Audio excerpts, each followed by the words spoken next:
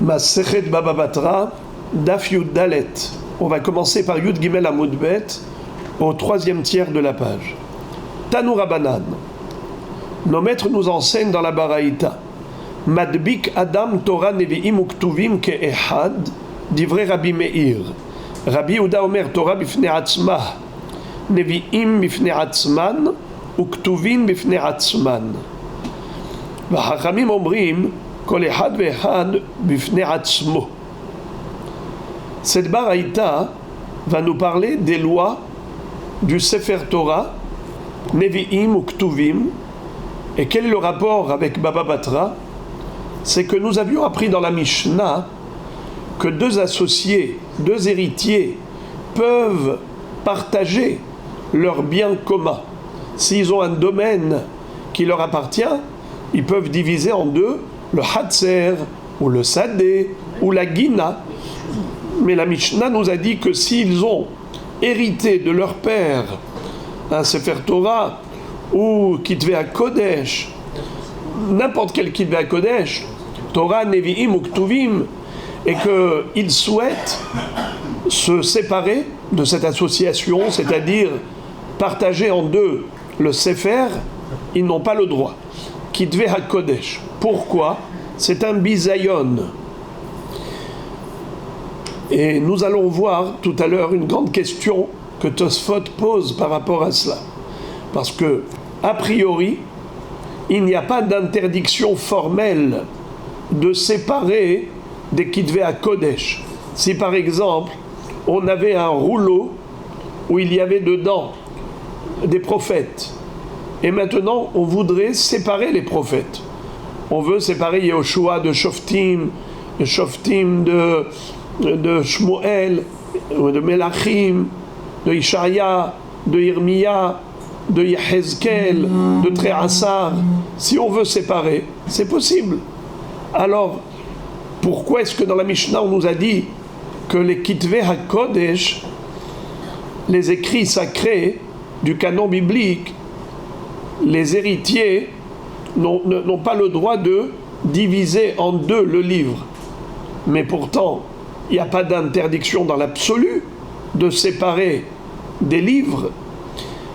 Alors la réponse elle est que, c'est ce que Tosfot explique, que l'interdiction enseignée par la Mishnah, elle n'a lieu d'être que lorsque le motif de la séparation, c'est déchirer le livre pour le partage. Là c'est un bisayon. Si la séparation du livre c'est pour étudier et ainsi de suite, alors il n'y a pas de problème. Mais si la raison pour laquelle on a divisé le livre en deux comme si c'était un bien profane qu'on sépare en deux juste pour pouvoir se partager, ça c'est le bisayon.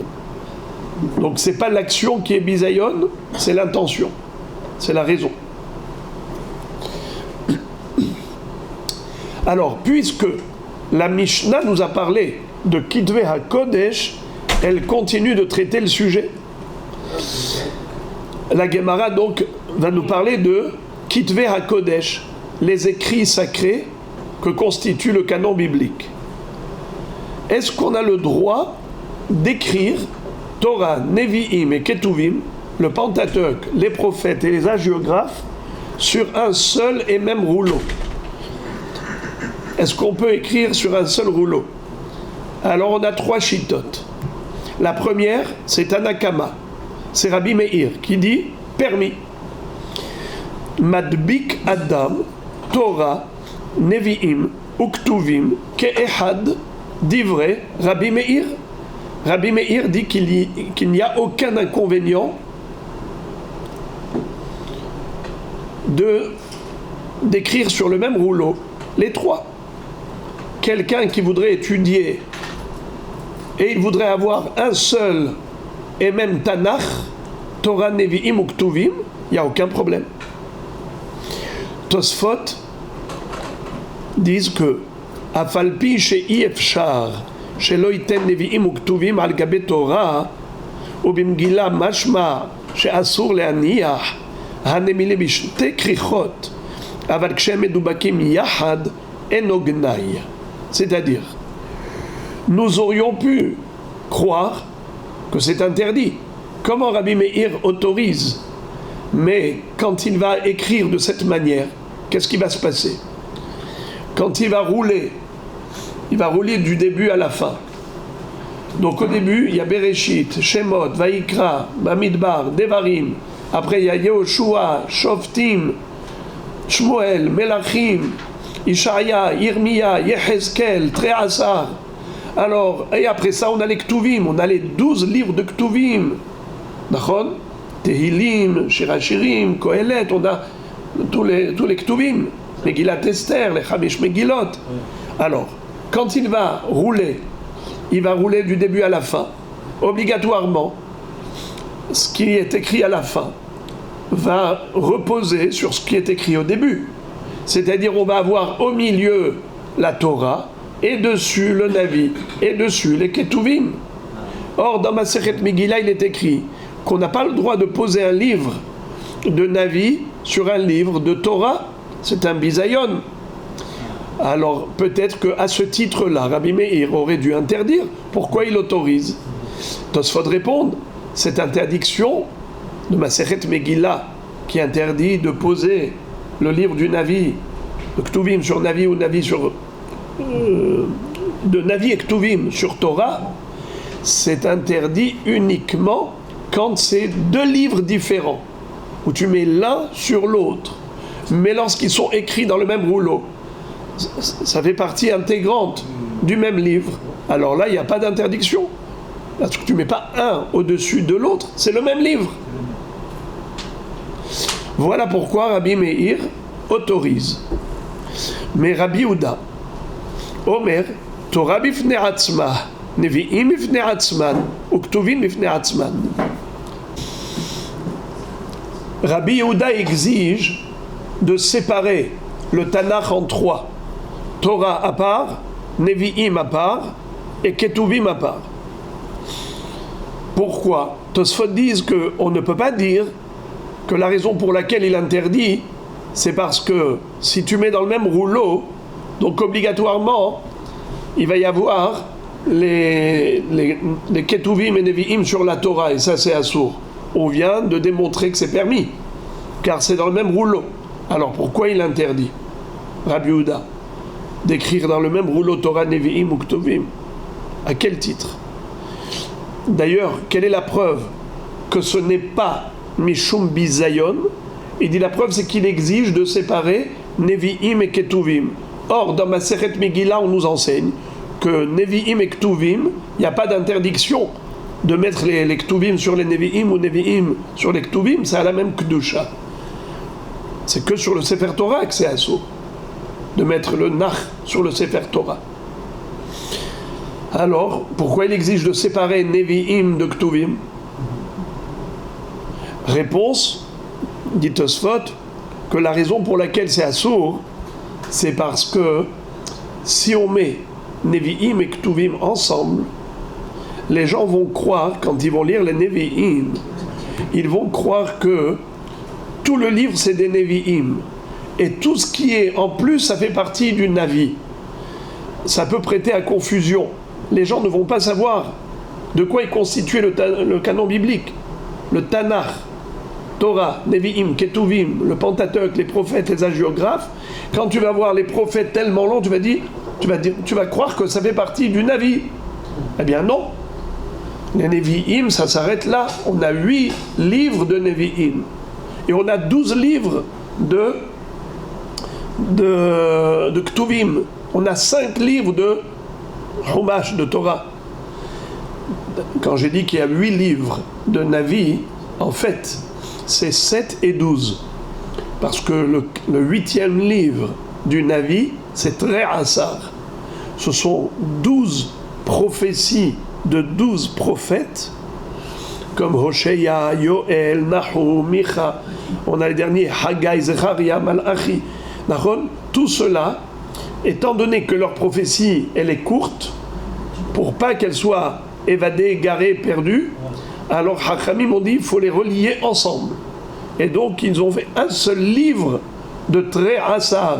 Traduction du mot Trei Asar, ça veut dire la douzaine.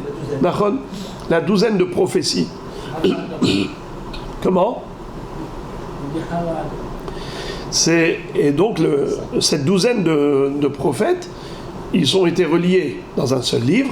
Eh bien, en effet, c'est pour cela qu'on a 8 livres de prophètes, de Navi. Et c'est ce que dit Rabbi Yehuda, il faut les écrire ensemble. Tu ne peux pas les relier ni à Torah ni à Ktuvim. Et Ktuvim aussi, séparément. Torah séparément, Navi séparément, Ktuvim séparément. Hachamim omrim kol echad ve'echad bifnei atzmo. Hachamim disent que non, même pas ça. C'est-à-dire que même les Nevi'im eux-mêmes, il faut les séparer. Tu ne peux pas écrire Yoshua et Shoftim en même temps, dans le même rouleau. À plus forte raison, pas les 8. Pourquoi? Pour la même raison qu'on a expliqué, que celui qui va voir le livre de Yoshua, il commence à lire Yoshua, il va croire que toute cette épaisseur, c'est le livre de Yoshua. Comme si le livre de Yoshua, il comprend plus de chapitres que ce qu'il ne comprend. Ça peut prêter à confusion. Quand les gens voient et disent « Ah, oui, il y a tant de chapitres dans Yoshua, tant dans Shoftim, dans Shmuel, dans Melachim, il n'y aura pas de confusion. » Donc, Hachamim préfère éviter la confusion. Alors, répétons, récapitulatif, quelles sont les 3 opinions? Rabbi Meir, Rabbi Yehuda et Hachamim. Selon Rabbi Meir, on peut les relier les 3. Tout le Tanakh dans le même rouleau. Selon Rabbi Yehuda, il faut les séparer en 3. Torah, Nevi'im, Ketuvim. Et selon Hachamim, eh bien, il faut séparer même le Navi lui-même, tu dois le séparer en 8. Tu ne peux pas écrire dans le même livre, dans le même rouleau, les 8 livres de Navi ou de Ktuvim. Kol echad ve'echad bifnei atzmo. Ve'amar Rabbi Yehuda. Rabbi Yehuda, ve'amar Rabbi Yehuda. Étant donné que ici il s'agit d'une braïta, dans la baraïta, c'est les Tanaïm qui parlent, et les Tanaïm c'est toujours Rabbi. Dans les Amoraïm, on a Rav, comme Rabbi Yehuda, n'est-ce pas? Mais chez les Tanaïm, ça n'existe pas Rav. Chez les Tanaïm, c'est toujours Rabbi. Donc ici, puisque c'est une baraïta qui cite les paroles de Rabbi Yehuda, donc ici il faut corriger. C'est écrit Ve'amar Rabbi Yehuda, Ma'aseh bebaitos benzunin, il faut rajouter un petit yud. Ve'amar Rabbi Yehuda, Ma'aseh bebaitos benzunin. Il était une fois un homme qui s'appelait Baitos benzunin. Shayulo shmona nevi'im medubakim ke'ehad al pi Rabbi Elazar ben Azaria. Donc Rabbi Yehuda, fidèle à sa propre opinion, où il a dit qu'on peut écrire tout le Navi en même temps, on n'est pas obligé de séparer les Nevi'im ou séparer les Ketuvim, comme ont exigé les Hachamim. En effet, selon Rabbi Yehuda, Hachamim Rabbi Elazar ben Azaria avait autorisé à Baitos ben Zunin de rédiger, plutôt d'écrire les 8 prophètes dans le même rouleau. Veyesh omrim lo hayulo ela echad echad bifnei atzmo. On a une deuxième opinion, c'est-à-dire que cette histoire-là racontée par Rabbi Yehuda est reniée par les Hachamim. Hachamim disent lo hayulo ela echad echad bifnei atzmo. D'ailleurs, vous voyez un petit dalet entre parenthèses, c'est le Bah. Il corrige. Après, Rabbi Elazar ben Azaria, il dit va Hachamim omrim lo hayulo ela echad. Au lieu de dire veyesh omrim lo hayulo ela echad echad bifnei atzmo, il faut dire va Hachamim omrim lo hayulo ela echad echad bifnei atzmo. C'est-à-dire que chacun a présenté l'histoire selon sa version, selon son opinion. Rabbi Yehuda dit que Rabbi Elazar ben Azaria a autorisé d'écrire les 8 livres de prophètes dans un seul parchemin, dans un seul rouleau, alors que Hachamim disent que c'est pas vrai. Ce qu'on lui a autorisé, c'est d'écrire chaque livre dans un rouleau à part. Amarabi, la Braïta donc va conclure avec une histoire. Amarabi, Maase Bevi ou Lefaneinu, Torah, Nevi Muktuvim, Medubakim Ke'ehad, Vehirsharnum. Rabbeinu Akadosh raconte que un jour, on lui a présenté un livre, un Tanakh complet, qui était écrit dans le même rouleau. Torah, Nevi Muktuvim, et il a dit Kacher. En effet, dans le sens où il rejoint l'opinion de qui? Rabbi Meir. Rabbeinu Akadosh était l'élève de qui? De Rabbi Meir. Qu'est-ce qu'il avait dit? Pourquoi je suis plus intelligent que mes amis? Parce que j'ai vu la nuque de Rabbi Meir. J'étudiais, j'étais assis derrière. Et si j'étais assis devant, que je l'avais vu en face, j'aurais été encore plus intelligent. Quand on voit quelqu'un de face, on voit les impressions de visage, les expressions de visage, ça rajoute à la compréhension. Il n'y a pas que la voix, pas que le son. Et donc, Rabbeinu Akadosh, vous savez que quand il a rédigé les Mishnayot, Stam Mishnah, Rabbi Meir. La halakha, elle est qui Stam Mishnah. Mishnayot, c'est tout mot, que Rabbi Meir. Rabbeinu Akadosh, il a été posé que les halachot comme Rabbi Meir. Et à chaque fois qu'il écrit une Mishnah sans donner l'auteur, c'est Rabbi Meir Mistama. Stam Mishnah, Rabbi Meir. Et Rabbi Yohanan nous dit halakha qui Stam Mishnah.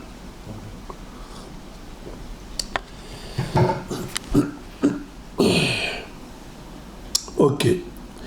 Fin de... Non, c'est même pas la fin de la citation. La Braïta continue. Elle est longue, la Braïta. La Braïta continue de nous donner des halachot.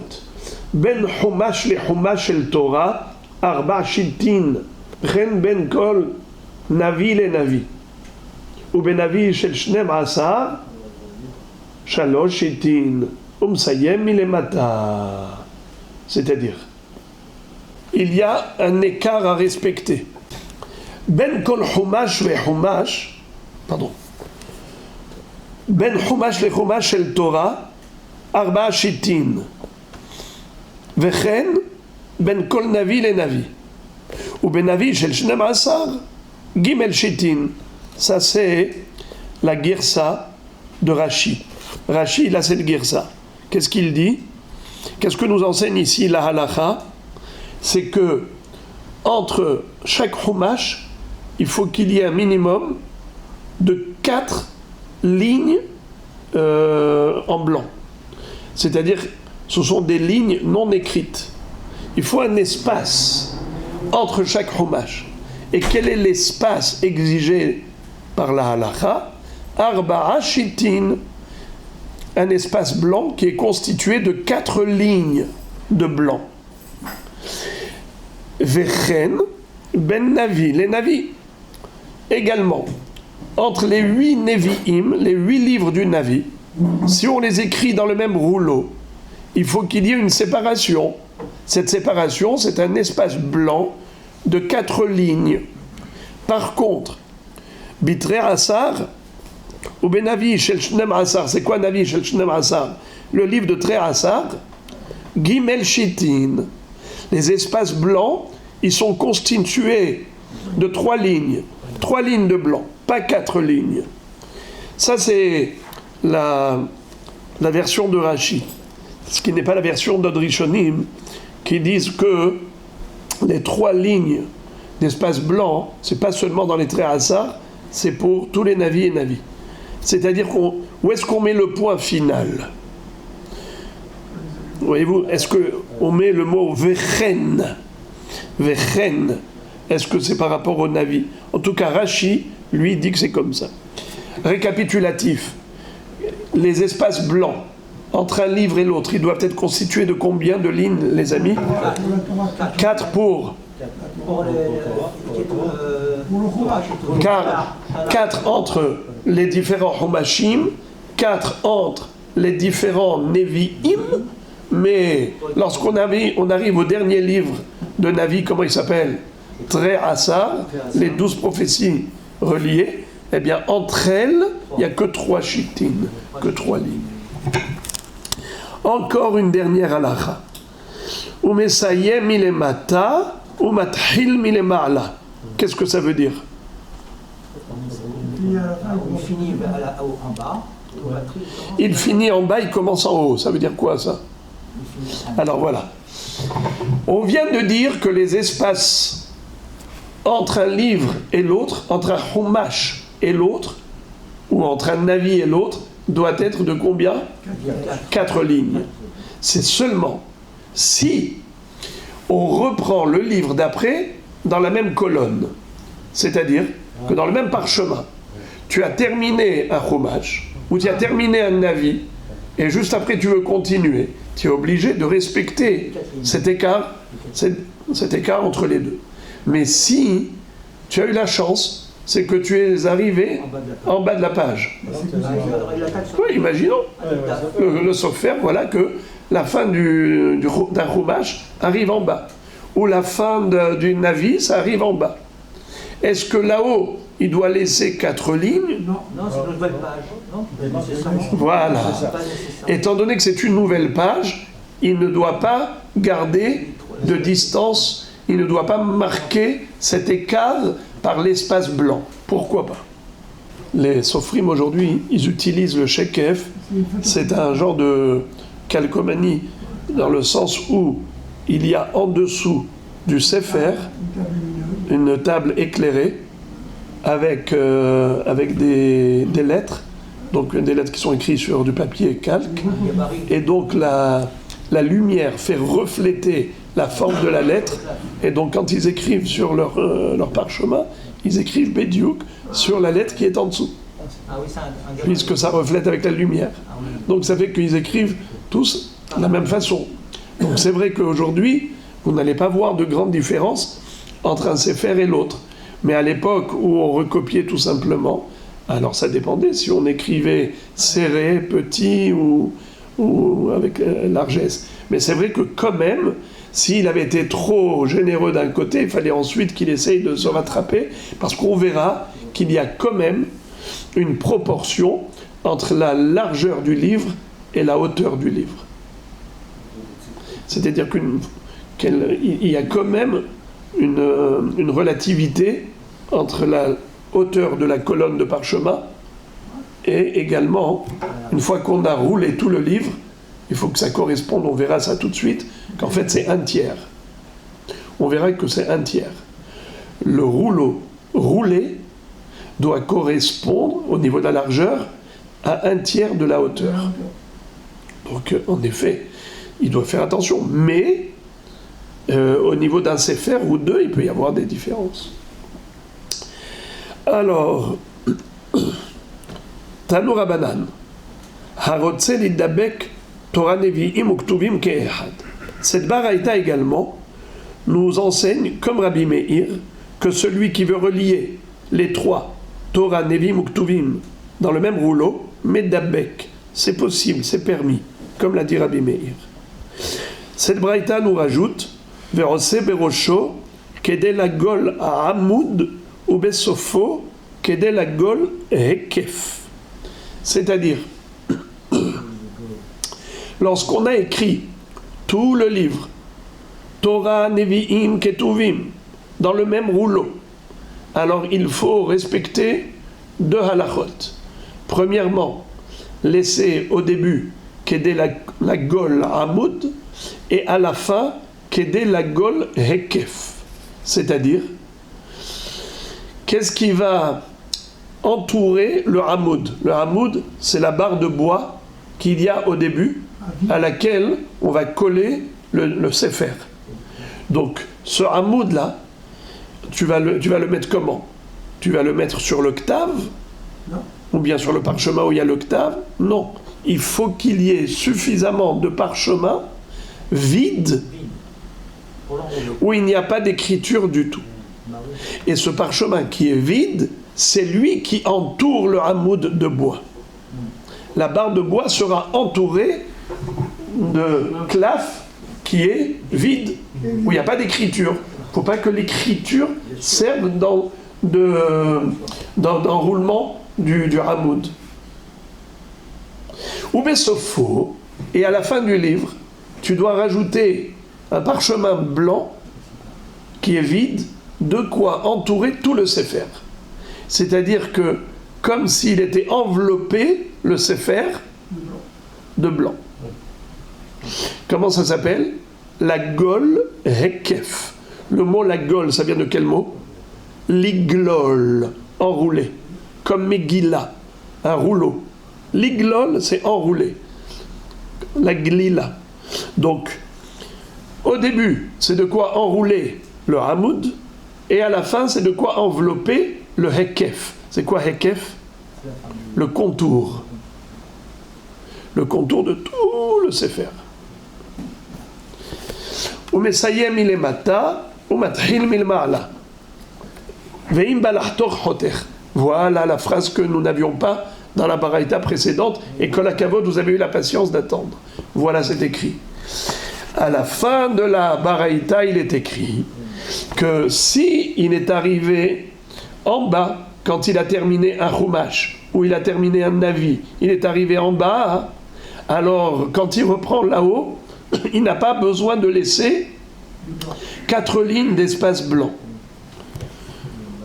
Et là, il est écrit Ve'im balachtor hoter. Et s'il vient pour séparer les livres, alors il peut. La Gemara dit Maïka Amar. Qu'est-ce qu'il est en train de dire? Rashi explique c'est quoi cette question de Maïka Amar. Qu'est-ce que la Braïta veut nous dire? Maïle Memra. Qu'est-ce qu'elle veut nous dire? Qu'on peut séparer les livres? La Gemara dit, Rashi dit, c'est évident. Hakol modim dim kol echad vechad bifnei atzmo tfei adif. Qu'est-ce que veut dire la Braïta? Ve'im balachtor hoter. Et s'il veut séparer les livres, il peut séparer les livres. Boker tov. Mais c'est évident qu'il peut séparer les livres. Car au contraire, initialement, c'est encore mieux. Puisque nous voyons même qu'il y en a qui disent que chaque livre, il doit être écrit séparément. Donc c'est sûr que tout le monde est d'accord que si on veut séparer les livres, c'est possible. Alors qu'est-ce que la Braïta vient nous rajouter? Maïka Amar. Réponse. Arika Amar. Voilà le sens de cette phrase. She'im balachtor hoter. C'est pas ve'im balachtor hoter. She'im. Car s'il veut être hoter, il peut être hoter. C'est-à-dire, étant donné que il est possible de séparer les livres après leur écriture, alors imagine-toi, le bonhomme a décidé, en effet, de séparer les livres. S'il y a un espace blanc au sommet de la colonne, c'est-à-dire que tu vas commencer un livre du Tanakh en plein milieu de la page. C'est pas beau, c'est pas joli du tout. Il faut que ça commence du début. Oui, ça commence au début. Bereshit bara Elokim, ça commence au début de la colonne. Les gens qui vont voir ici un espace vide, ils vont dire c'est quoi ça? C'est du brouillon ou quoi? Pourquoi il n'a pas commencé en haut le Sofer? Il n'a pas compris qu'en fait, ça c'était un livre qui était d'abord relié à d'autres livres, et après on les a séparés, c'est pour ça qu'il y a un espace vide. Pour ne pas en arriver là, à ce bisayon, alors on te dit, s'il s'agit de la fin du livre qui est arrivé juste en bas, tu n'as pas besoin de laisser en haut d'espace blanc pour marquer la séparation entre un livre et l'autre, car il risque d'y avoir un bisayon un jour. Si jamais le bonhomme décide de séparer ce livre du précédent, eh bien, il va commencer au milieu de la colonne, ce qui n'est pas joli. Voilà pourquoi, mathil milemala. Donc à la limite, c'est même pas un droit en te disant t'as pas besoin de laisser les 4 lignes d'espace blanc. C'est pas juste un droit, c'est un devoir. Car si tu ne respectes pas cela, de commencer là-haut, sans laisser d'espace blanc, eh bien, il peut y avoir un jour un bisayon. Et maintenant, la Gemara pose une contradiction par rapport à ce qu'on vient d'apprendre. On vient de dire que combien il faut laisser de parchemin blanc au début et combien de parchemin blanc à la fin. Alors au début on avait dit Kedé la Gol Hamoud.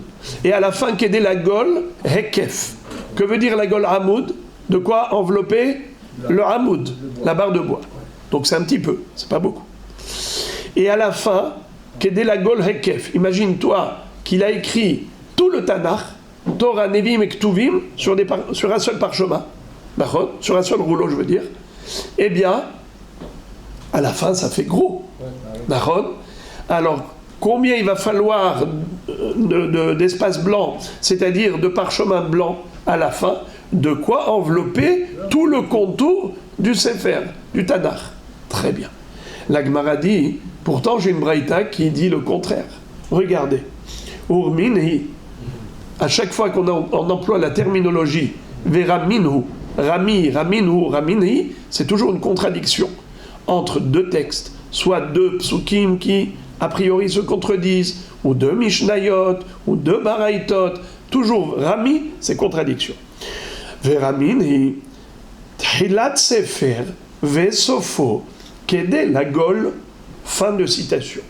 La braïta nous dit, au début du Sefer et à la fin du Sefer, il faut laisser du parchemin blanc, de quoi l'envelopper, de quoi l'enrouler. Kedé la Gol.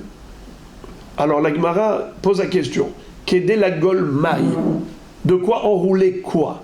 I Kedé la Gol Hamoud, Kashia Hekef. Et Kedé la Gol Hekef, Kashia Hamoud. Qu'est-ce que voulait dire cette braïta? Quand elle a dit qu'il faut laisser au début et à la fin un parchemin blanc, de quoi l'enrouler? Enrouler quoi? Est-ce qu'elle veut dire qu'au début et à la fin, il faut laisser de quoi enrouler le hamoud, c'est-à-dire un espace blanc qui est restreint, qui est petit? Alors ça contredit la braïta précédente qui avait dit qu'au début, Kedé la Gol Hamoud, et à la fin, Kedé la Gol Hekef. Mais pas au début et à la fin, Kedé la Gol Hamoud. Alors, Kashia Hekef. Là-bas, on avait dit qu'à la fin, Kedé la Gol Hekef. Et ici, tu dis qu'à la fin, c'est comme au début, Kedé la Gol Hamoud. Contradiction. Et si tu vas me dire, I Kedé la Gol Hekef, Kashia Hamoud. Et si tu vas me dire qu'au début et à la fin, il faut laisser un parchemin blanc suffisamment large, de quoi envelopper le contour de tout le Sefer, au début et à la fin, alors ça contredit ce qu'on avait dit avant, que pour le début, on n'a pas besoin de laisser autant, c'est énorme, ça suffit de laisser juste de quoi entourer le hamoud. Alors, d'une manière ou d'une autre, tu te retrouves en contradiction avec la braïta précédente. La Gemara donne deux réponses. La première réponse, Amar Rav Nachman bar Yitzhak, Litzdadin Katane. Qu'est-ce que ça veut dire Litzdadin Katane? C'est hypothétique. C'est-à-dire que ça dépend. Quand on nous a dit Kedé la Gol à Hamoud, pardon, excusez-moi, au début et à la fin, Kedé la Gol, je répète la braïta, Tchilat Sefer Vesofo, Kedé la Gol. N'est-ce pas? Qu'est-ce qu'on a dit? Au début et à la fin, de quoi enrouler. Mais on ne nous a pas dit enrouler quoi. Est-ce qu'on nous a précisé? Non. Alors que tu saches que tout est relatif. Litzdadin. Batzad Arishon, c'est Kedé la Gol Hamoud. Batzad Hasheni, c'est Kedé la Gol Hekef. La réponse était prévisible. La réponse, elle est simple. C'est qu'il n'y a pas de contradiction. Parce que quand on nous a dit dans la deuxième baraïta Kedé la Gol, on ne nous a pas dit Kedé la Gol quoi? On a dit de quoi enrouler. Est-ce qu'on t'a donné une précision? Non. À toi d'appliquer la logique. Eh bien la logique, c'est qu'au début, c'est Kedé la Gol Hamoud, et à la fin, Kedé la Gol Hekef. C'est pas shoot. Rav Ashi donne une autre réponse. Rav Ashi Amar Kitanya Haï Besefer Torah Kedetanya Kol Asfarim Niglalim Mitrilatan Lesofan Vesefer Torah Niglalem Tzaito Ve'ose Lo Hamud Ilach Va'ilach. Amar Rabbi Eliezer bar Tzadok, Achayu Kotve Sofrim, Kotve Sfarim, Shebirushalayim, Osim et Sifrehem. C'est-à-dire, la deuxième réponse, c'est celle de Ravashi qui dit que quand la Braïta nous a dit Trilato Vesofo Kede la Gol, c'est Kede la Gol Amud. Et de quoi on parle? On parle de Sefer Torah précisément. Quelle est la différence entre un Sefer Torah et un Sefer de Navi? Par exemple, Megillat Esther, vous avez déjà vu comment c'est? Bravo. Ça s'enroule sur un seul Hamoud. Alors que le Sefer Torah, il a deux Hamoudim. Eh bien, c'est cela. Pour la Megillat Esther, par exemple, alors, au niveau du Hamoud, on a un espace blanc qui est juste de quoi enrouler le Hamoud lui-même. Mais ensuite, on a Kedé la Goul Ekef, un espace blanc, de quoi entourer tout le Ekef. Tandis que pour le Sefer Torah, où on a deux Hamoudim, alors, Trilato Vesofo, Kedé la Gol Hamoud. Étant donné que on a au milieu, n'est-ce pas, par exemple, vous avez les deux Hamoudim au milieu. Vous êtes au milieu de la Torah. Au milieu de... Chaque semaine, vous lisez une paracha. Vous êtes au milieu. Qu'est-ce que vous voyez? Deux Hamoudim. Quand vous regardez l'espace blanc du parchemin à droite et l'espace blanc du parchemin à gauche, au bout de la Torah, à la fin du Sefer Torah, c'est exactement pareil. C'est la même marge d'espace blanc qui correspond à envelopper juste un Hamoud. Parce que on n'enveloppe pas tout le Hekef du Sefer Torah, car le Sefer Torah, il n'est pas enroulé sur lui-même, il est enroulé autour des deux Hamoudim. D'ailleurs, comme il est écrit dans la Braïta, que tous les Sfarim, on les enroule du début à la fin, alors que le Sefer Torah, il est niglal le emtsaïto, il est enroulé vers le milieu. Ve'oselo Hamoud ilach va'ilach. Et il lui met une barre à droite et à gauche. Et comme Rabbi Elazar bar Tzadok a témoigné que c'est comme ça que les Sofrim écrivaient à Yerushalayim. Nouvelle Baraïta. Tanu Rabbanan en osin Sefer Torah lo orko yoter al ekefo velo ekefo yoter al orko. C'est-à-dire que la longueur du Sefer Torah, la hauteur du Sefer Torah, elle ne doit pas être plus haute que la largeur du Sefer Torah. C'est-à-dire que lorsqu'on a enroulé tout le Sefer sur lui-même, eh bien il faut que ça corresponde à un tiers de la hauteur. C'est-à-dire, nous avons une règle. Pi. 3,14. C'est-à-dire que quand nous avons un diamètre, quelle est la circonférence? Eh bien, c'est 3 fois plus. Lorsque nous avons, par exemple, un tefah de large, au niveau du contour, on a 3 tfahim. On l'apprend du Yam Shel Shlomo, le bassin que Shlomo HaMelech avait confectionné dans le Beth Amikdash pour l'eau du Kior. Eh bien, il y avait 30 coudées. Il y avait 30 coudées dans la circonférence et 10 coudées dans le diamètre. Alors, selon cette règle, si on a un Hekef de Sefer Torah, par exemple, combien il fait le Sefer Torah au niveau de son diamètre? Il fait par exemple 2 tfachim. D'accord? Alors combien il doit faire en longueur, en hauteur? 6 tfachim. 3 fois 2, 6. C'est ce qu'a dit dans la Braïta, c'est ce que nous enseigne la Braïta. Tanu Rabbanan, en osin Sefer Torah, lo orko yoter al ekefo, velo ekefo yoter al orko. Ni le horaire plus que le hekef, et ni le hekef plus que le horaire. C'est rigolo. Ça veut dire quoi ça? C'est exactement la même taille? Le contour et la hauteur? Pas du tout. Rashi explique qu'il faut que le horaire puisse entourer le hekef. Donc ça fait 3 fois plus. Shalou et Rabbi, Sheor Sefer Torah Bekama. Un jour, on a posé la question à Rabbeinu Akadosh et on lui a dit quel est le shiur de Sefer Torah, c'est-à-dire quelle doit être la hauteur d'un Sefer Torah classique pour que le Gova, la hauteur, corresponde au Ekef, au contour. Amar Lahem Bigvil Shisha. Dans un Gvil, pour le Gvil, c'est Sitfachim. Alors, on va juste donner la précision de Tosfot pour nous expliquer la question qu'on a posée à Rabbeinu Akadosh. Quel est le din si on écrit un Sefer Torah sur le Gvil ou bien si on écrit un Sefer Torah sur du Klaf? Tosfot nous explique c'est quoi Gvil et c'est quoi Klaf. Il nous dit que Gvil, c'est la peau à l'état brut, juste on a rasé les poils, on a gratté les poils.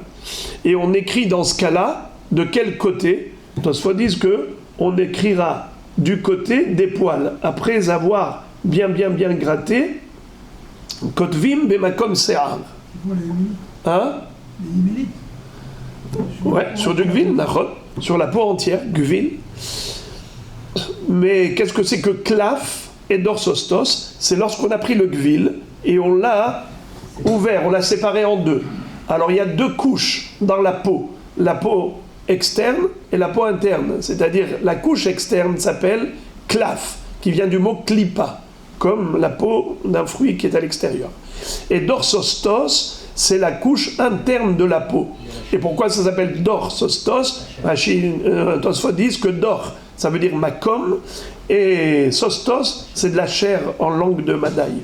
Il y a une qui est plus foncée, du coup plus claire, ou c'est aucun rapport? On pourrait avoir aussi, quand on prend le Gvil, oui, en effet. Alors, maintenant, de quel côté on écrit quand on les a séparés, les 2 couches? Tosfot disent qu'on écrit toujours au milieu. C'est-à-dire que si on utilise le Klaf, on écrira à l'intérieur, du côté qui donne vers la chair. Et quand on va écrire sur le Dorsostos, alors on va écrire aussi dans la face interne, c'est-à-dire la partie qui donne vers les poils. Quand on sépare les 2. Mais si on n'a pas séparé, on a le Gvil entier, dans ce cas-là, on écrira du côté des poils après les avoir grattés. Ok, alors maintenant on a compris évidemment que le Gvil est plus épais que le Klaf. On a posé la question à Rabbeinu Akadosh, selon la règle qui dit que la hauteur doit correspondre à la largeur, c'est-à-dire qu'on puisse prendre la hauteur du parchemin et entourer tout le rouleau du Sefer Torah. Qu'aider la Gol Hekef entièrement. Alors, il lui a dit, pour un Gvil, quel est le din? C'est-à-dire, quelle est la taille selon vous? Le Sofer, il vient, il pose la question. Il s'adresse à Rabbeinu Akadosh. Rabbi, qu'est-ce que vous me conseillez? Quelle hauteur je dois prendre? Alors, Rabbeinu Akadosh a répondu à Marlahem, Bigvil Shisha. Si vous voulez tomber juste à avoir 1/3 au niveau du contour, c'est-à-dire 2 tfahim quand vous allez enrouler le Sefer Torah, ce qui fait 1/3 du Gvil, eh bien, prenez 6 tfahim. Avec une épaisseur de parchemin comme ça, vous allez tomber juste dans cette proportion. Aval biklaf, bekama, eni odea. Le Sofer lui a dit, et si je prends un klaf? Je ne prends pas un Gvil, je prends un klaf qui est plus fin. D'après vous, quelle doit être la hauteur? Puisque forcément, le contour, il sera plus fin. Donc, quelle est la hauteur du parchemin? Il a dit, eni odea. Je n'ai pas d'expérience, je ne sais pas. La Gemara raconte, Rav Huna katav shiv'in sifrei deoraita velo itramele ela had. Rav Huna, c'était un sofer, il a écrit dans sa vie 70 Sefer Torah et il n'est tombé juste dans cette proportion qu'une seule fois, d'avoir pile poil la hauteur qui correspondait à 3 fois le contour. Ravaha, Bar Yaakov Katav Had, Amashre de Igle Veitramele. Rabacha Bar Yaakov, pour une fois qu'il a écrit un Sefer Torah, sur la peau d'un Egel, d'un veau, et pour la première fois, il a réussi à tomber juste, pile poil, la proportion d'un tiers, le contour, il faisait un tiers de la hauteur du claf. Eh bien, il a eu malheureusement le Aïn Hara, tout le monde l'a regardé avec émerveillement. Ils ont dit, mais quelle précision, quelle compétence, et il est niftar prématurément à cause du Aïn Hara. Amrou les Rabbanan les Rav Amnuna, on dit à Rav Amnuna, Katav Rabbi Ami, Arba Mea Sifre Torah. Rabbi Ami, dans sa vie, il a écrit 400 Sefer Torah. Rav Amnuna a dit, vous blaguez? C'est pas possible qu'un homme, durant sa petite vie, il écrive 400 Sifre Torah. Dilma Torah Tzivalanu Moshe Katav. Peut-être qu'il a écrit 400 fois la ligne Torah Tzivalanu Moshe Moracha Keilat Yaakov. Et c'est ça que vous avez dû entendre, qu'il a écrit 400 Torah. C'est pas 400 Sefer Torah, 400 fois le pasuk Torah Tzivalanu. Car un être humain ne peut pas, dans sa petite vie, écrire 400 Sefer Torah. Dans le même ordre d'idée, Amarle Raval et Rabbi Zera, Nata Rabbi Anai, Arba Mea Kerame. Rabbi Zera, Rava dit à Rabbi Zera que Rabbi Anai, il a planté 400 vignes dans sa vie. Alors il lui a dit, quoi? 400 vignes? Un être humain, dans sa petite vie, il ne peut pas planter 400 vignes. Dilma Shtaim Keneged Shtaim Vehad Yotze Zanav. Peut-être qu'il a planté 400 vignes au niveau de la halakha. On sait que, qu'est-ce qu'on appelle vignoble? Vigne, pour revenir du front de guerre. Vous savez que certaines personnes sont dispensées d'aller à la guerre. C'est qui? Celui qui, par exemple, s'est fiancé et que s'est pas marié, il revenait du front de guerre pour aller se marier.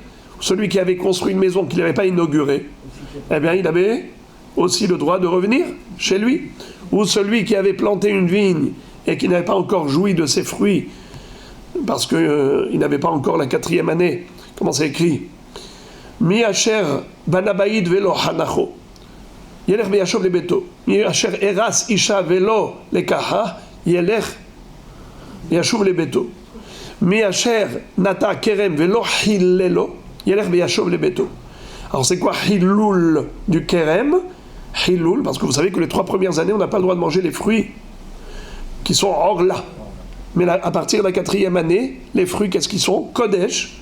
Mais on peut racheter la Kedusha comme le Maaser Sheni. On prend de l'argent. Ou bien on prend les fruits à Yerushalayim et on les mange là-bas, il n'y a pas de problème. Ou bien on transfère la Kedusha des fruits sur de l'argent. Cet argent, il sera exploité à Yerushalayim, utilisé pour des produits alimentaires là-bas. Et les fruits sont désacralisés, on peut les manger n'importe où. Mais en tout cas, le kerem, combien de vignes s'appelle kerem, vignoble, pour la halakha de Hoser Me'ochrei Milchama? On avait appris que ça c'était par rapport, bravo, vous n'avez pas oublié, Kol HaKavod. On avait appris que ça c'était par rapport au partage. On ne peut pas imposer le partage d'un kerem si il n'y a pas au moins 36 arbustes pour l'un et 36 arbustes pour l'autre. 3 fois 12 rangées, 3 rangées de 12. Bravo. Mais c'est pour cela que Rashi dit, ici on ne parle pas de par rapport au partage de 2 associés, on parle ici de Kerem de la Torah. Et pour la Torah, quand la Torah dispense le soldat de la guerre et il a le droit de retourner chez lui pour le Kerem en question, qu'est-ce qu'on considère Kerem? Shtaim, keneged shtaim vehad yotze zanav. C'est-à-dire 2 arbustes en face de 2 arbustes et un 5e arbuste qui est en quinconce, qui est en décalé, comme si c'était une queue.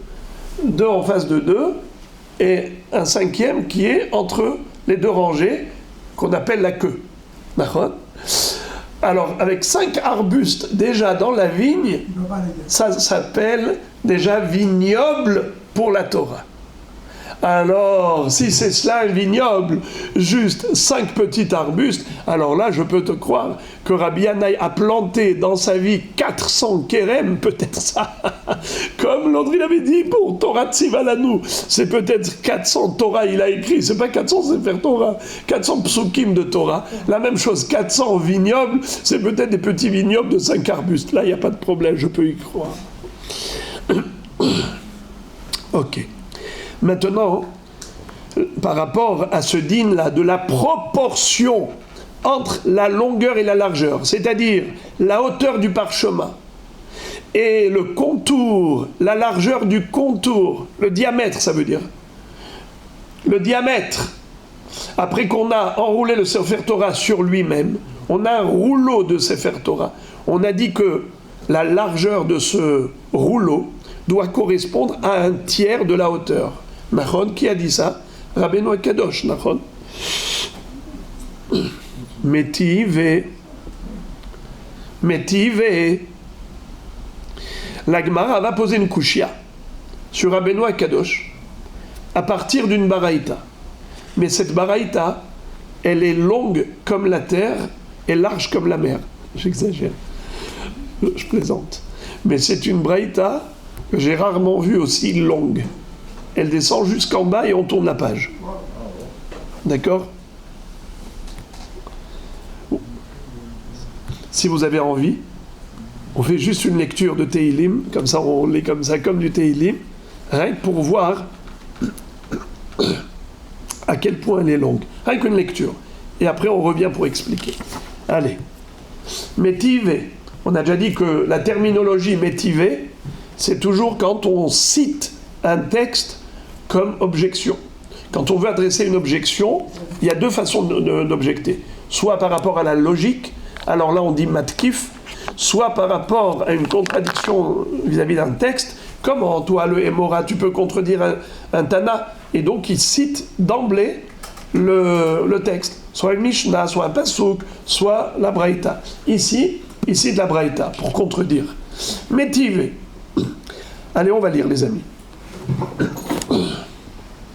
Aaron she'asa Moshe amataim v'chetzi orko ve'ama v'chetzi rochbo ve'ama v'chetzi komato ve'ama bat shisha tefachim ve'aluchot orkan shisha ve'rochban shisha ve'ovyan shlosha munachot keneged orko shel Aaron kama luchot ochlot ba'aron 12 טפחים נשתיירו שם 3 טפחים צא מהם טפח חציו לכותל זה נשתיירו שם 2 טפחים שבהם ספר תורה מונח שנאמר אין בארון רק 2 לוחות האבנים אשר הניח שם משה מה אין בארון רק מיעוט אחר מיעוט ואין מיעוט אחר מיעוט אלא לרבות ספר תורה שמונח בארון פרנסת ארון לאורכו צאו פרנס ארון לרוחבו כמה לוחות אוכלות בארון 6 טפחים נשתיירו שם 3 טפחים צא מהם טפח חציו לכותל זה וחציו לכותל זה נשתיירו שם 2 טפחים שלא יהיה ספר תורה נכנס ויוצא כשהוא דחוק דברי רבי מאיר רבי יהודה אומר באמה בת 6 טפחים והלוחות אורכן 6 ורוחבן 6 ועוביין 3 מונחות באורכו של ארון כמה לוחות אוכלות בארון 12 טפחים נשתיירו שם חצי טפח אצבע לכותל זה ואצבע לכותל זה פרנסת ארון לאורכו צאו פרנס ארון לרוחבו כמה לוחות אוכלות בארון 6 טפחים נשתייך שם טפח ומחצה צא מהם חצי טפח אצבע ומחצה לכותל זה ואצבע ומחצה לכותל זה נשתייך שם טפח שבו עמודים עומדים שנאמר הפריון עשה לו המלך שלמה בעצי הלבנון עמודיו עשה כסף רפידתו זהב מרכבו ארגמן וכו' וארגז ששיגרו בו פלישתים דורון לאלוהי ישראל מונח מצידו שנאמר ואת כלי הזהב אשר השבתם לו אשם תשימו בארגז מצידו ושילחתם אותו והלך ועליו ספר תורה מונח שנאמר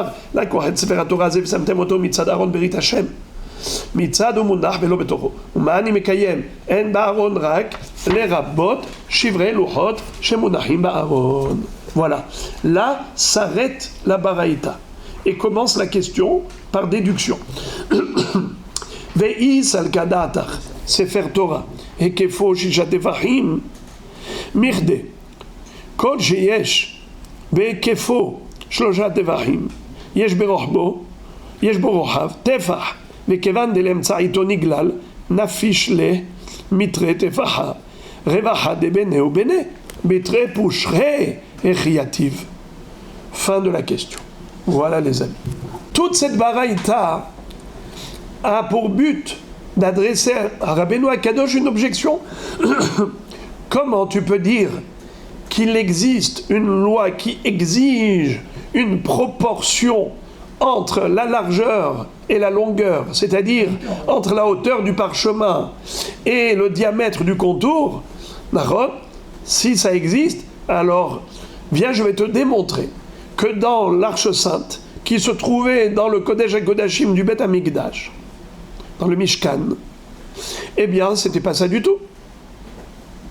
Et là-bas, pourtant, c'était un Sefer Torah qui avait été écrit par Moshe Rabbeinu.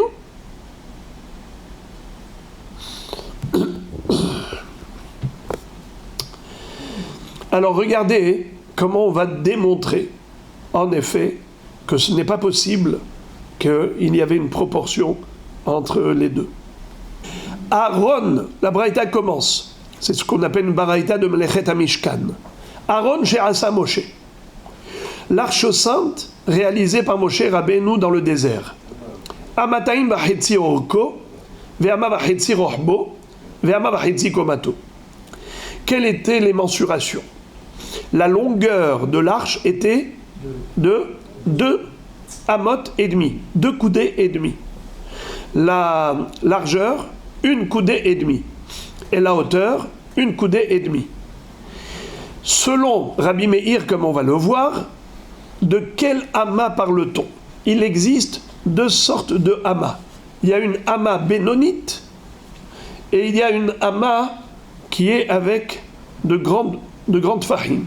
C'est-à-dire, qu'est-ce qu'on appelle amas bénonite? C'est une amas où il y a 6 fahim. Dans une amas où il y a 6 fahim. Chaque tefah, il fait combien de etzbaot? 4 etzbaot. Ça, c'est un tefah. Alors, si on a 6 fois 4, ça fait 24 etzbaot. C'est le tefah, c'est la Hama Bénonite. Hana Bénonite, elle avait une mesure de 6 tfahim. Alors regardez. Si on a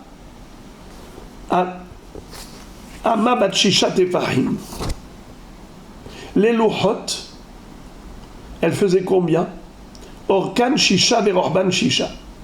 Ça, on le sait, que les tables de la loi que Moshe Rabbeinu a reçues d'Akadosh Baruch Hu au Mont Sinaï, elles étaient carrées. Shisha tfachim sur shisha tfachim. 6 tfachim par 6 tfachim. Chaque loi. Quand il y en a 2, alors si on va les poser l'une à côté de l'autre, ça va faire 12. Ve'ovyan shlosha. L'épaisseur était de 3 tfachim. Munachot keneged orko shel Aaron. C'est-à-dire, elles étaient sur la longueur du Aaron, l'une à côté de l'autre. Kamaluchot ochlot ba'aron, shenam asar tfachim. J'ai oublié, excusez-moi. Quand j'ai dit 2 coudées et demi, j'ai pas donné la mesure en tefah. Si le Aaron mesurait 2 tfachim et demi, combien c'est un tefah, on a dit? Combien c'est 2 coudées et demi? Combien c'est une coudée? On vient de dire 6 tfachim. Regardez ici. 1, 2, 3, 4, 5, 6. C'est-à-dire de là à là, j'ai 4. De là à là. Pourquoi d'ailleurs ça s'appelle Hama? Pourquoi ça s'appelle Hama? Ce doigt-là s'appelle Hama. Le majeur. Du coude au majeur, on a 6 tfachim. 6 fois 4 doigts. Eh bien les amis, combien de tfachim il y a dans 2 coudées et demi? 12 plus 14. Non, c'est 15. 15. Bravo. Alors, 2 coudées et demi, 6 et 6 et 3. Ça fait 15 tfachim. Très bien. Combien mesuraient les Luchot Aberit? On avait dit la hauteur, c'était chaque loi 6 tfachim, la largeur 6 tfachim. D'accord? 6 par 6. Maintenant, si je mets 2 Luchot, 6 et 6, une à côté de l'autre, ça fait combien? 12. Alors maintenant, je les mets à l'intérieur du Aaron. Le Aaron, il mesure combien, on a dit? 15 tfachim. Vous-même, vous l'avez dit. 15 tfachim. Donc je mets 12 à l'intérieur de 15. D'accord? Il me reste combien? 3 tfachim. Alors il faut comprendre comment on va exploiter maintenant les 3 tfachim. Nishtayru sham, shelosha tefachim. La Baraïta nous dit, il en reste combien maintenant des tfachim? 3. Tsemehem tefach, hetio le kotelze, ve hetio le kotelze. Il y a quand même les parois de l'Arche Sainte. Car quand on dit 2 coudées et demi, c'est de l'extérieur. Ça inclut l'épaisseur des parois. Combien mesurer les parois? Eh bien, la moitié d'un tefach. D'accord? Tsemehen. Hetio les kotelze, ve hetio les kotelze. Combien on avait dit que c'était un tefach déjà? Combien de doigts? 4 doigts. Donc ça fait combien de doigts de chaque côté? Non. Makara. Un tefach en tout. C'est-à-dire les 2 parois, si je les colle, ça me donne un tefach. Donc j'ai un demi-tefach à droite, un demi-tefach à gauche. Ça fait combien? 2 doigts à droite, 2 doigts à gauche. Très bien. Un tefach, non? Hein? Un demi-tefach, c'est un demi-tefach, c'est un tefach en tout, c'est ça? C'est ça? C'est ça, ok, d'accord. C'est ce que je dis. Donc déjà, ça nous fait combien? On est passé de 12 à 13. Donc il me reste combien maintenant? Nishtayru sham, shne tfachim. Il ne reste plus que 2 tfachim de vide. Qu'est-ce qu'il y a dedans? Comment on va exploiter les 2 tfachim? Shebahem Sefer Torah Munah. Le Sefer Torah était posé dedans. Shene Emar, comme il est écrit, En ba'aron rak shene luchot ha'avanim asher iniach sham Moshe. Mai en ba'aron rak mi'ut ahar mi'ut ve'en mi'ut ahar mi'ut ela lerabot Sefer Torah shemunach ba'aron. Vous connaissez la règle de En mi'ut ahar mi'ut? Plus égale moins égale plus. Oui, vous connaissez. En mi'ut ahar mi'ut ela lerabot. En ba'aron rak. הספר הלוחות אשר רק שני לוחות אבנים אשר ניח שם משה.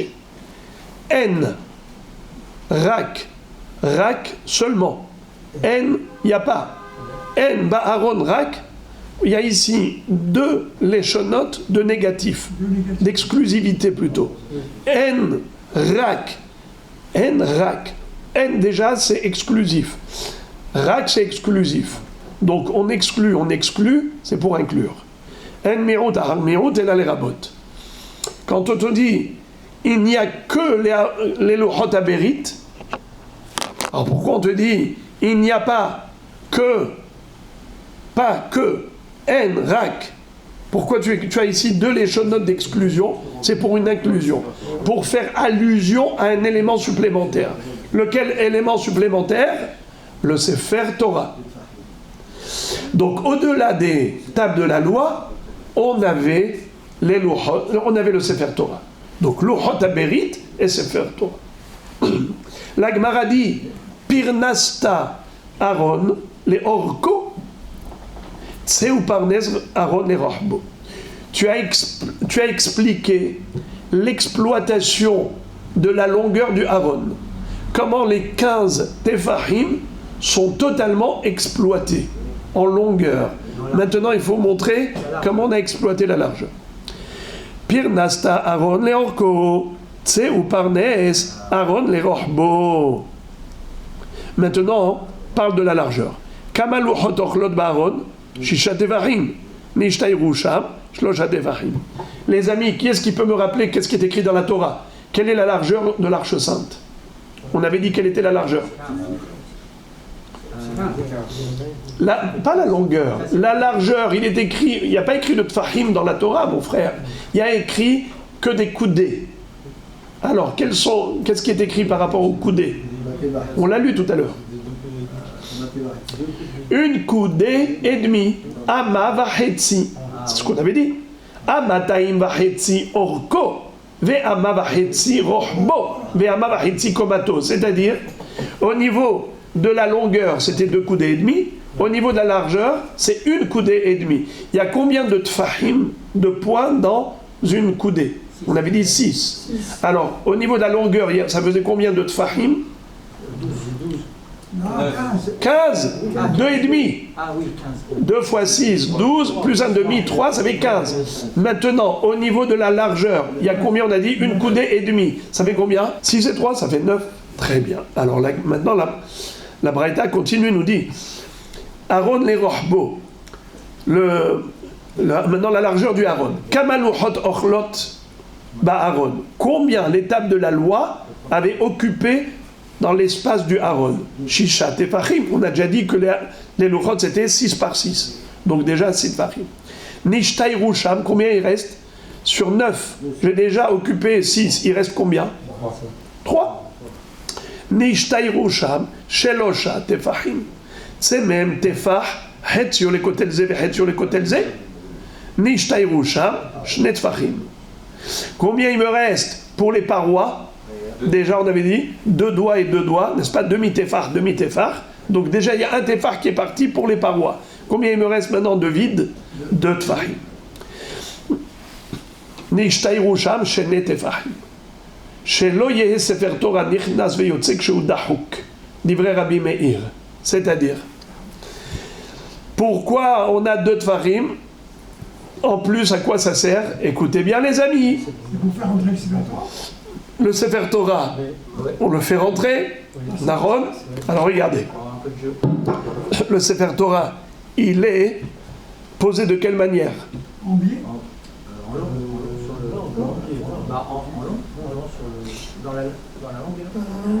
Dans la longueur, c'est-à-dire la longueur du Sefer Torah. Elle est dans la largeur du Aaron ou dans la longueur du Aaron? Elle est dans la largeur du Aaron. Parce que la longueur du Aaron, on l'a déjà exploité, 12, rien que les Luchot Amérites, elles occupent déjà 12 tfachim sur 15.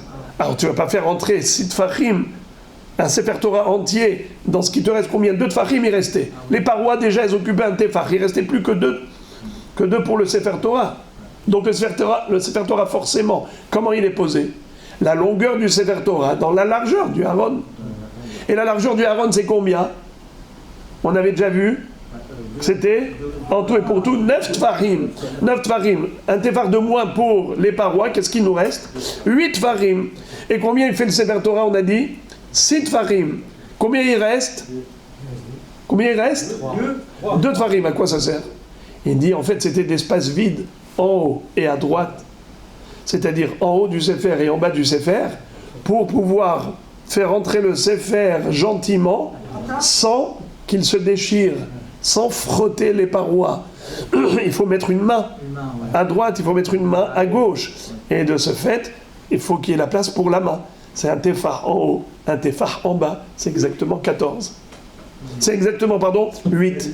On a la hauteur du Sefer qui fait 6, plus un tefach en haut, un tefach en bas, ça fait 8. C'était ça ce qu'on avait. Alors tout est occupé, tout est expliqué. Very good. Tout ça, ça va d'après qui? Rabbi Meir. Divrei Rabbi Meir.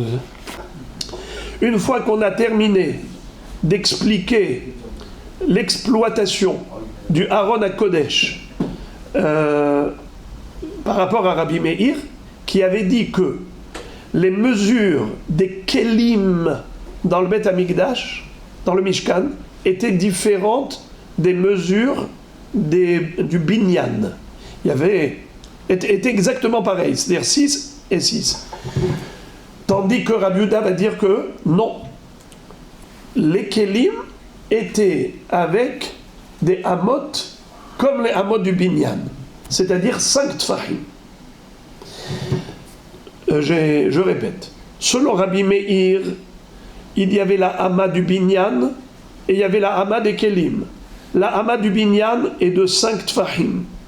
La hama des Kelim est de 6 tfahim, ce qu'on appelle Benonit. Le Rabbi Yehuda dit que même pour le Aaron à Kodesh, on a utilisé Amat Binyan de 5 Tfahim. Alors allons-y. Si on dit que, les frères et les amis, si on dit que dans une Ama, il n'y a que 5 Tfahim, 5 poids, combien il y a dans 2 coudées et demi? Aidez-moi s'il vous plaît à faire les calculs. 2 coudées. Allez, déjà. Dans une Ama, il y a 5 tefah. Dans deux coudées, il y a combien de tefah? 10. Dans 2 coudées et demi, il y a combien? 12 et demi. Donc déjà, on est loin de Rabbi Meir. Rabbi Meir, il avait dit combien de tfahim il y a? 15. D'après Rabbi Yehuda, il y a combien de tfahim dans 2 coudées et demi? 22 et demi. 12 et demi. 10 plus 2 et demi. C'est ça. Puisque la longueur du Aaron, c'était combien? 2 coudées et demi. 2 fois 5 et 2 et demi. Ça fait 12 et demi. Ça, c'est la longueur. Maintenant, la largeur. Il y avait combien en largeur? Il y avait combien? 1 coudée et demi. Ça fait combien de tfahim? 7 et demi. Une coudée fait 5 tefah.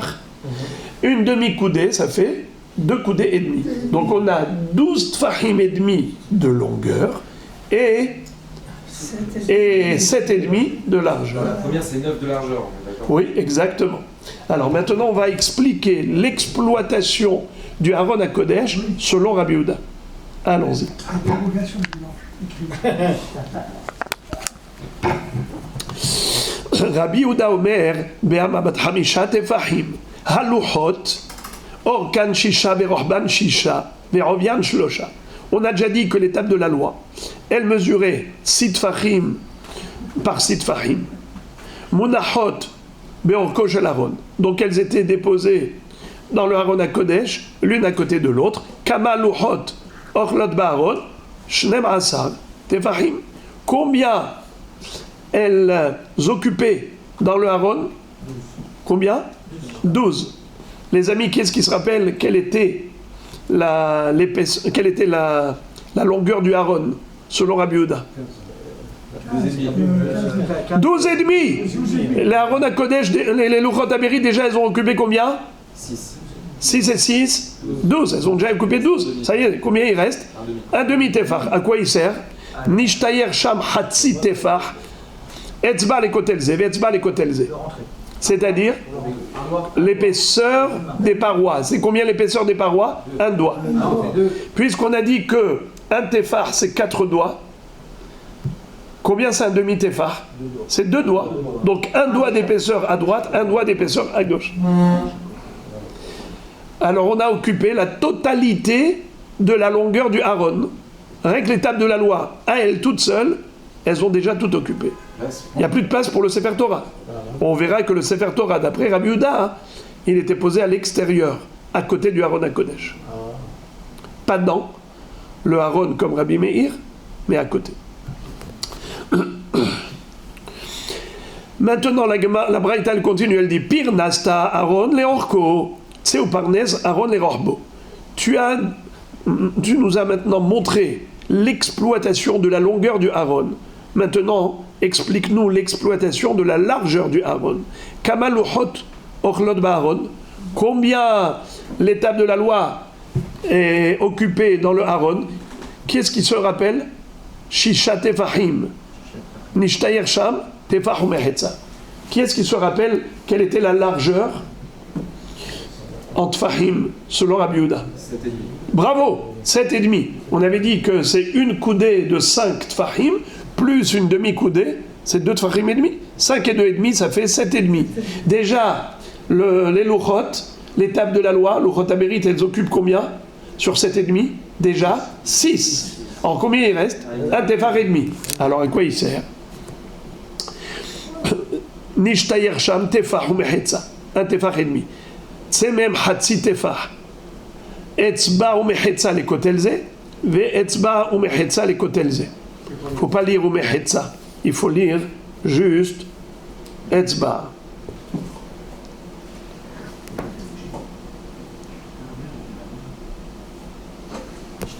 C'est comme ça que C'est comme ça que corrige le Bah, qu'il faut effacer le mot ou mehetza. On reste toujours sur l'axiome de base qu'un tefar est constitué de 4 doigts. Alors, combien il nous reste en tout après avoir déposé les Luchot HaBerit dans le Aaron, dans la largeur du Aaron qui fait 7,5, il nous reste combien? 7,5 moins 6, 2,5. 7,5 vous avez dit. Oui, Chazak ou Baruch, excusez-moi. 1,5, un tefar et demi, bravo. Alors, qu'est-ce qu'on va faire avec? Alors, pour les parois, on a déjà un doigt d'un côté, un doigt de l'autre. Nish tayer sham tefar. Après que on a exploité un doigt d'un côté, un doigt de l'autre, qu'est-ce qu'il nous reste? Un tefar. Shebo hamudim omdim. C'est quoi hamudim omdim? On avait les hamudim, c'est-à-dire les barres du Sefer Torah.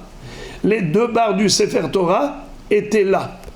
C'est-à-dire que les barres du Sefer Torah occupaient un tefar. Un demi-tefar, une barre, et un demi-tefar, une barre. C'est-à-dire que le diamètre de chaque barre était de 2 doigts. Le diamètre des hamudim, c'était 2 doigts. Donc des 2 côtés, on avait les barres. Chez Nehemar, Apirion Asalo Amelech Shelomo Me'atzel Evanot, Amudav Asa Kesef, Refidatuza Merkavo Argaman. Donc on a ici, dans ce passage de Shirachirim, l'allusion aux hamudim qui se trouvaient à l'intérieur. Les hamudim, c'est-à-dire les barres du Sefer Torah. Combien faisait la barre en largeur? 2 doigts. Chaque barre, 2 doigts, ça fait 4 doigts. Un tefar entier. Ve'argaz sheshik rubo apelishtim doron Eloi Israël. Munach mitzido. Shneemar, ולקחתם את ארון השם ונתתם אותו אל העגלה ואת כלי הזהב אשר השבותם לו אשם תשימו בארגז מצידו ושילחתם אותו והלך.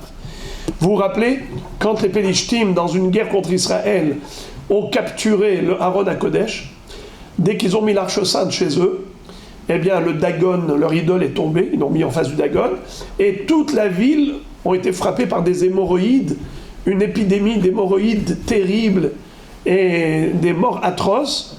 Ils ont compris que c'est parce qu'ils ont pris l'arche sainte et qu'ils ont porté atteinte au Dieu d'Israël. Ils ont immédiatement renvoyé le Aaron à Kodesh avec plein de Kélé Zahav à l'intérieur. Ce Aaron qui allait avec eux en guerre, qu'ils ont rendu, eh bien, ils l'ont mis à côté de l'autre Aaron. Ils l'ont mis à côté de l'autre Aaron. Donc il y avait le Aaron où il y avait le Luchot HaBerit, et à quoi il servait le Aaron des Pélishtim? Pour le Sefer Torah. She'alav ve'alav munach Sefer Torah. שנאמר לקוח את ספר התורה הזה ושמתם אותו מצד ארון ברית השם, מצד הוא מונח ולא בתוכו. C'est-à-dire que d'après Rabbi Yehuda, le Sefer Torah, il n'est pas dans l'Arche Sainte, il est à côté de l'Arche Sainte. Comme il est écrit dans la Torah, לקוח את ספר התורה הזה ושמתם אותו מצד. מצד, c'est quoi מצד ארון ברית השם? À côté du Aaron et pas dedans. Alors maintenant, qu'est-ce qu'il va faire avec les 2 exclusions? Umani mekayem en ba'aron rak. Les rabot, shivrei luchot shemunachim ba'aron. C'est-à-dire, vous vous rappelez, qu'est-ce que Rabbi Meir a déduit du moins égale plus? Qu'est-ce qu'il avait déduit du moins égale plus? En ba'aron rak. En, c'est une exclusion. Rak, exclusion. Le Luchot HaBerit, qu'est-ce qu'il avait déduit de là? Que c'est pour inclure le Sefer Torah. Donc lui, il a fait rentrer le Sefer Torah dans le Aaron. Mais Rabbi Yehuda, alors à quoi ça lui sert ce mi'ut ahar mi'ut kedel rabot, puisqu'il ne fait pas rentrer le Sefer Torah dans le Aaron, il l'a mis à l'extérieur. Alors qu'est-ce que la Torah vient faire allusion au travers de ce moins égale plus? Il dit c'est pour inclure les shivrei luchot. Les tables qui ont été brisées par Moshe Rabbeinu, même elles étaient à l'intérieur. Luchot veshivrei luchot munachim ba'aron. Fin de citation de Braïta. Début de déduction de la question. Ve'i sarkadatar sefer Torah ekefo shishat tfachim mirde kol sheyesh be'ekefo shloshat tfachim yesh bo rochav tefach kevan de'emtzaito niglal nafishle mitre tvacha revacha de bene betre pushre chiativ. Voilà la Kushia. Rabbeinu Akadosh, lui, on a déjà dit qu'il est l'élève de Rabbi Meir, et lui-même a dit que le Gevil, c'est-à-dire le Sefer Torah, il est d'une hauteur de 6 tfachim. Et de toutes les façons, peu importe, laissons tomber le Gvil de Rabbeinu Akadosh. Parlons du Sefer Torah qui se trouvait dans l'Arche Sainte.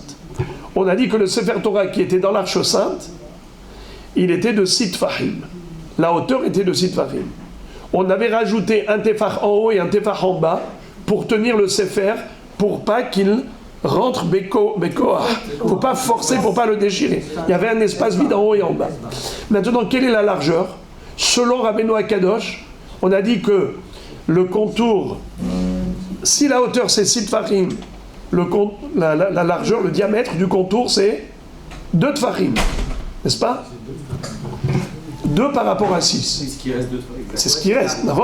Alors maintenant, comment ils l'ont fait rentrer? Si c'est... Est-ce que c'était un Sefer Torah qui était enroulé sur lui-même ou bien qui était autour de 2 hamodim? S'il est autour de 2 hamodim, alors il est plus large. S'il est plus large, tu ne peux pas le faire entrer dans 2 tfachim. Donc forcément, enroulé sur lui-même, ok, ça fait combien? 2 tfachim. Toi-même, tu as dit tout à l'heure qu'il ne faut pas presser le Sefer Torah, le comprimer, pour ne pas l'abîmer. Il faut qu'il soit quand même un peu au large. Or ici, après tous les calculs, il nous restait un espace vide de 2 tfachim. Et combien était la largeur du Sefer Torah, même enroulé sur lui-même?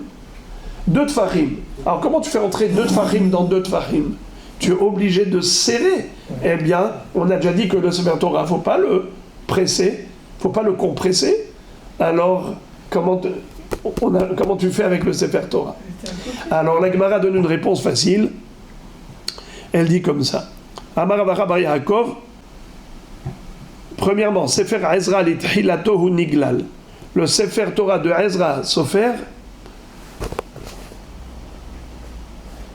il était enroulé sur lui-même. La Gemara dit ok, ve'arte bitré, très bitré chiativ. Malgré tout, tu vas le compresser.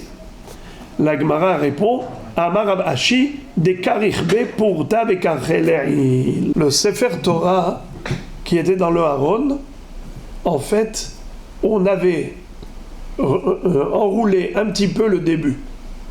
C'est-à-dire qu'au début du Sefer, Bereshit, on avait un petit peu enroulé sur lui-même. C'est-à-dire dans le sens où on dépose comme ça, voilà, c'est mieux comme ça. Comme ça. C'est-à-dire, il fait 2 tfachim de largeur, c'est vrai, mais étant donné que 2 tfachim, ça va être un peu serré, alors on a enroulé un petit peu sur lui-même le haut et on l'a déposé dessus. De cette manière, tu peux le faire rentrer facilement sans le compresser.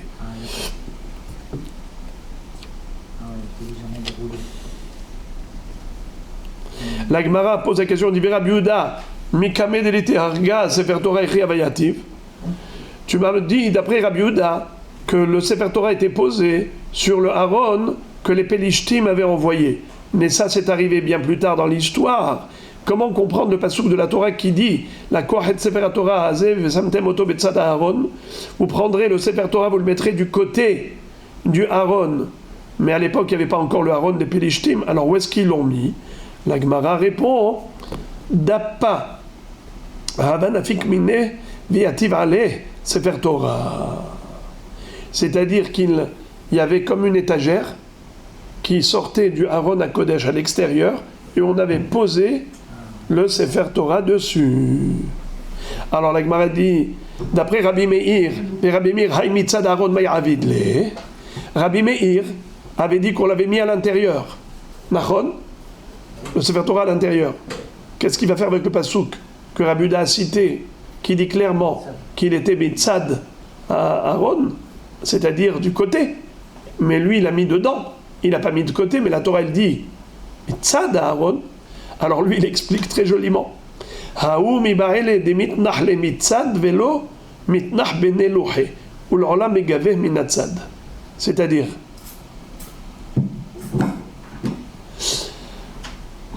selon lui, Rabbi Meir, le mot mitzad, ça ne veut pas dire à l'extérieur, sur le côté à l'extérieur, sur le côté à l'intérieur. C'est-à-dire qu'on avait collé les deux tables de la loi et le Sefer Torah sur le côté. Et non pas au milieu des deux tables de la loi, car on aurait pu envisager de poser le Sefer Torah entre les deux Louchot Aberit. Un louach à droite fait 6 tfachim, un louach à gauche fait 6 tfachim, et au milieu le Sefer Torah. Ok? Les Louchot Aberit, ils étaient séparés? Hein? Les Louchot Aberit étaient séparés? Oui, elles n'étaient pas collées. On les a collées ensemble. Mais elles étaient deux, on les a collées ensemble. Non, c'était deux louchot metzumadot, shnetzemidim. On les a rattachées, mais elles étaient initialement séparées. Regardez qu'est-ce qui est écrit ici. Ve Rabbi Meir, Hamudim echavu yatve, echavu kaime mi baray. Selon Rabbi Meir, les rouleaux, les barres du Sefer Torah, où est-ce qu'elles étaient? À l'extérieur. Ve Rabbi Meir, Shivrei Luchot Tebunachim Ba'aron Minaleh. Et d'où Rabbi Meir, il déduit que les tables de la loi brisées par Moshe Rabbeinu, elles étaient également à l'intérieur du Aaron. Il ne peut pas déduire ça du En Ba'aron Rak, puisqu'il a déjà utilisé cette déduction de moins égale plus pour nous dire que le Sefer Torah était dans le Aaron. Alors, Rabbi Yehuda, lui, qu'est-ce qu'il a fait avec le moins égale plus? En mirut ahar mirut el alerabot. Il avait dit que c'était pour inclure les tables brisées qui étaient à l'intérieur. Alors lui, Rabbi Meir, qui a déjà exploité le En Ba'aron Rak pour le Sefer Torah, d'où il va apprendre qu'en effet, même les Louchot Aberit étaient, même les brisées, elles étaient à l'intérieur. Il apprend du passouk suivant. Asher Nikra, vous avez le passouk à droite entièrement. Vayakom vayeler David vechol ha'am asher ito mi ba'alei Yehuda le'alot misham et Aaron ha'Elohim asher nikra Shem Adonai Tsevaot yoshev ha'keruvim alav. Alors, asher nikra Shem Hashem Tsevaot yoshev ha'keruvim alav. Melamed sheluchot veshivrei luchot munachim ba'aron. Pourquoi il y a écrit deux fois le mot Shem?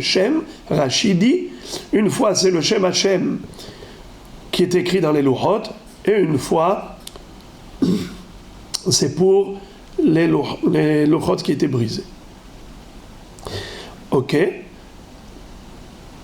Veidach, et Rabbi Yehuda, qu'est-ce qu'il fait avec ce pasouk?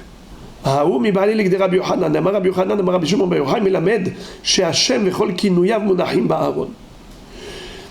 Yehuda dit que ça ne fait pas allusion aux tables de la loi plus les tables brisées.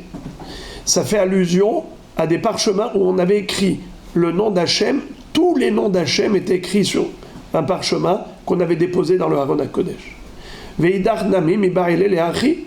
Alors la Gemara dit Rabbi Meir, d'où il déduit qu'on avait écrit les noms d'Hachem sur des parchemins et ils étaient tous déposés dans le Aaron HaKodesh, puisque lui aussi il est obligé d'admettre qu'on déduit ça de ce pasouk. La Gemara dit En achinami, tu as raison. Alors, Ela shivrei luchot emunachim ba'aron minaleh.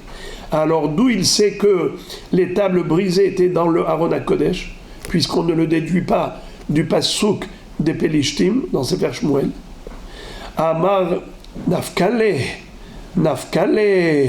on l'apprend du pasouk suivant.